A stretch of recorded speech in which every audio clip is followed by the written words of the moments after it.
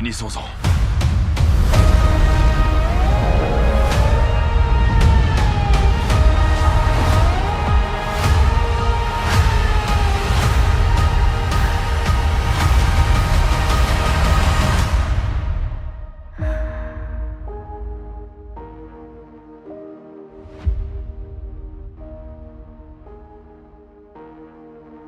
Bonjour tout le monde, bienvenue pour cette nouvelle vidéo avis dans laquelle aujourd'hui nous allons parler de Avatar The Way of Water ou La Voie de l'eau en français.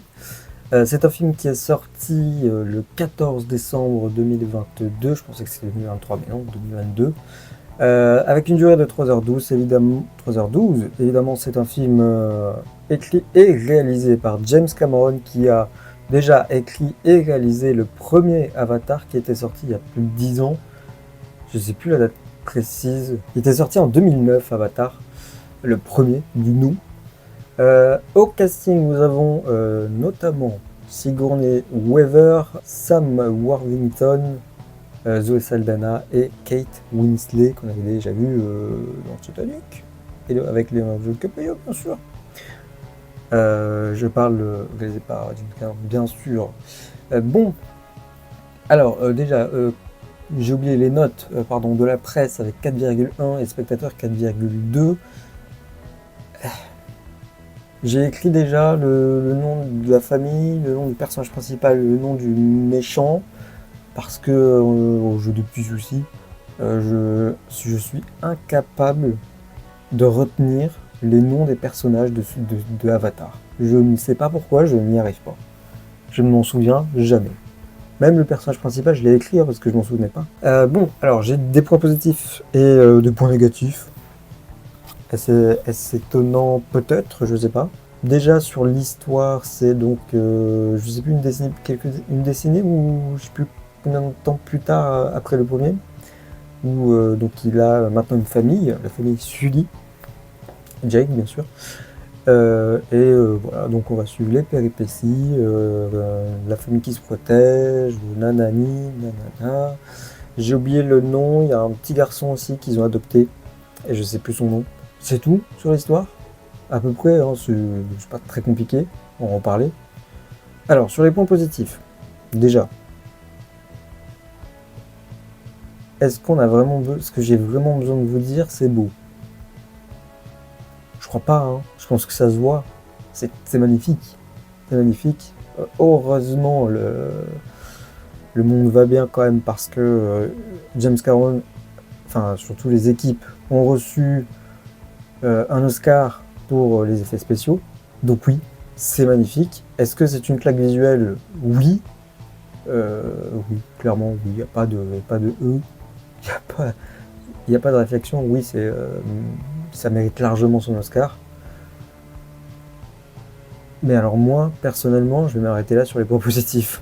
Du coup, globalement, c'est un point positif, mais qui est quand même très très très très gros, parce que c'est quand même le truc le plus important chez Avatar. C'est certainement pas le scénario. Alors, le scénario, comme je vous ai dit, c'est très simple, hein, il se passe pas grand chose d'absolument original. C'est une suite. Il avait plutôt bien géré la suite de Terminator, parce qu'il a fait Terminator 2. Il avait fait Alien aussi. C'est Alien le Retour, qui s'appelle le 2, je crois. Que moi, personnellement, j'ai plutôt bien aimé. Comme le 1, mais j'ai kiffé le 2 aussi.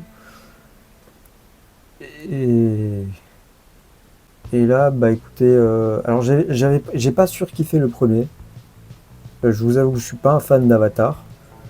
Je dois reconnaître que c'est beau, surtout dans le 2, parce que quand tu vois le 1 juste avant, tu te dis ça va vachement vite mal vieillir en fait, du coup Avatar, le premier, disons. Même si c'était révolutionnaire déjà à l'époque, bon bah par rapport aux deux, il y a un petit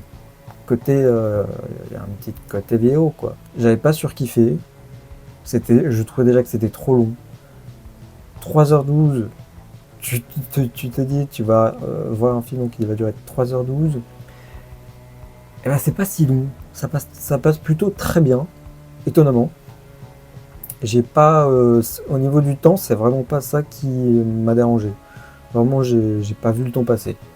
Mais alors par contre, déjà, Je parlais des noms des personnages. Kiri. Vraiment, à chaque fois que Kiri arrivait, qu'on parlait de Kiri, j'étais marre de rire. Enfin, Kiri, pour moi, c'est le fromage. Quelle l'idée d'appeler son personnage Kiri. Honnêtement, très sincèrement, j'ai vu ce film en 4DX au cinéma. J'avais que ça en tête. Kiri. Je vous promets, surtout que le personnage, on le voit souvent du coup. Hein. On va pas passer toute la vidéo sur Kiri, mais... Enfin, le nom du personnage, je veux bien que tu trouves des noms un peu particuliers, mais enfin, Kiri... T'es peut-être pas au courant de la marque, enfin, Kiri quand même, le fromage... Le scénario, c'est vraiment le gros point positif du film. Négatif. Lapsus. Point négatif du film. Et pour moi, ça vaut pas du tout 4,2. Enfin, visuellement, c'est beau, mais enfin, le scénario aussi compte dans la notation du film. Et alors là, pour moi, ça descend... Je mets même pas 4, je mets quoi? Avec un scénario aussi pété, je pense que je mets 3,5. Parce que vraiment, visuellement, c'est beau, quoi. Le scénario, c'est important dans un film, quand même. Le visuel ne fait pas tout. Et là, personnellement, pour moi, bah, ça passe pas. Le scénario est con au possible et il n'y a aucune réflexion. Enfin, autant d'années, une dizaine d'années, plus du coup, pour pondre un scénario que tu peux faire en un mois, même pas.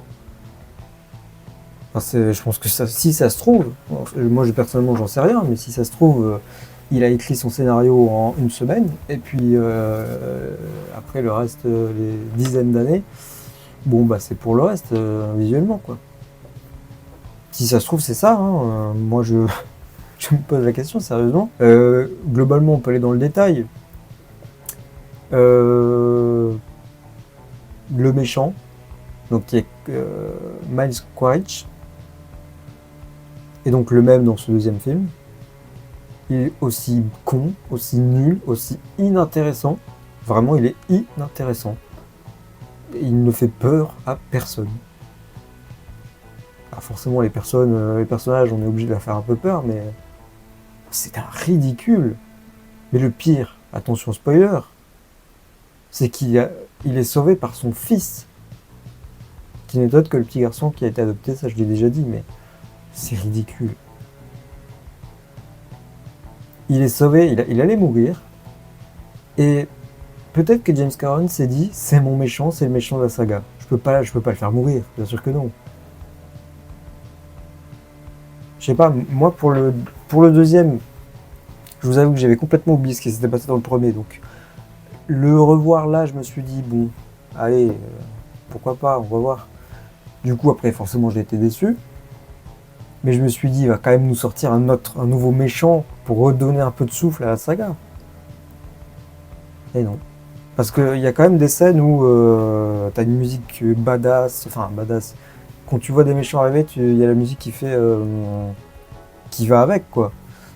Qui est un peu cliché, on va pas se mentir. Mais si tu veux aller dans le cliché, sors-nous un méchant un peu plus charismatique, un peu plus effrayant, parce que là, c'est vraiment pas du tout à la Star Wars.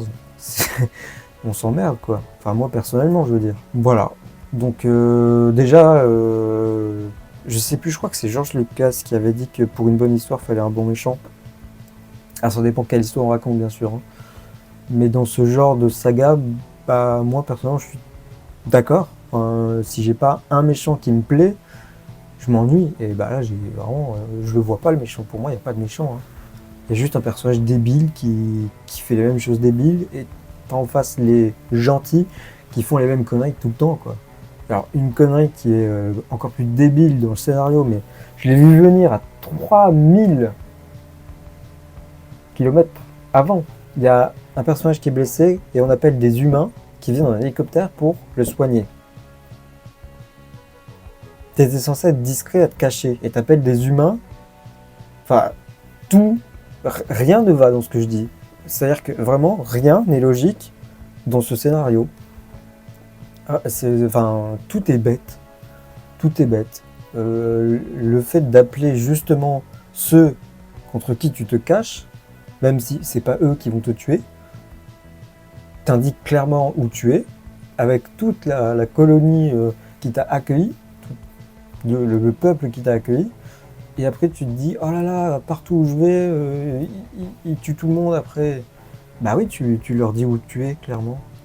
Par pitié, mais j'espère vraiment que le troisième film, c'est pas la même chose avec juste un nouveau peuple et deux, trois nouveaux trucs. C'est sur le feu, d'accord? Bah, on l'a déjà vu le feu, hein, ça brûle, hein. Oh là là. On l'a vu déjà dans le 2 du coup. Alors je sais pas ce que va donner le 3, mais honnêtement, si c'est la même bouse qu'on nous sort au côté scénario, je comprendrai pas, hein. Visuellement, aller au cinéma pour voir ça visuellement, d'accord. Enfin que ça fasse des milliards de dollars de recettes. Avec un scénario aussi pété que la presse, alors les spectateurs, même côté spectateur, hein, c'est vraiment la question du scénario que je comprends pas comment c'est possible que ce soit aussi bien noté, à part visuellement où c'est une claque. Et c'est ça le problème, c'est que visuellement c'est tellement une claque qu'on n'en oublie pas presque que le scénario est merdique. Voilà, j'attaque beaucoup le scénario, mais parce que je pense vraiment. Et ça me saoule que le visuel te fasse oublier que c'est un scénario vraiment nul. Mais je le répète pour une dernière fois, hein. Visuellement, il n'y a rien à dire, c'est magnifique. Oui, c'est magnifique. Mais le scénario est éclaté. Donc, curieux de voir le troisième, mais franchement, aucune hype, hein. Je m'en fous un peu, quoi. Moi, personnellement, j'ai rien qui m'intéresse dans cette saga. Rien qui me permet de rester intéressé, d'avoir une hype. J'ai rien. Je le cherche, hein, encore. Mais quand je vois Kiri, bon. Allez, on va arrêter de parler de Kiri parce que je suis en boucle. Bref, voilà. C'est tout ce que j'ai à dire sur ce film. N'hésitez pas à me donner votre avis en commentaire sur le film. Si le méchant vous plaît, peut-être. Parce que moi, je voudrais bien savoir, sur ceux qui l'aiment bien, ce que vous trouvez de cool. Parce que, enfin, de captivant, je sais pas, quelque chose qui vous plaît, quoi. Parce que moi, j'ai peine à trouver, personnellement. Bref. Voilà. C'est tout pour cette vidéo. On se retrouve très bientôt pour une vidéo avis ou réaction. Portez-vous bien. Ciao.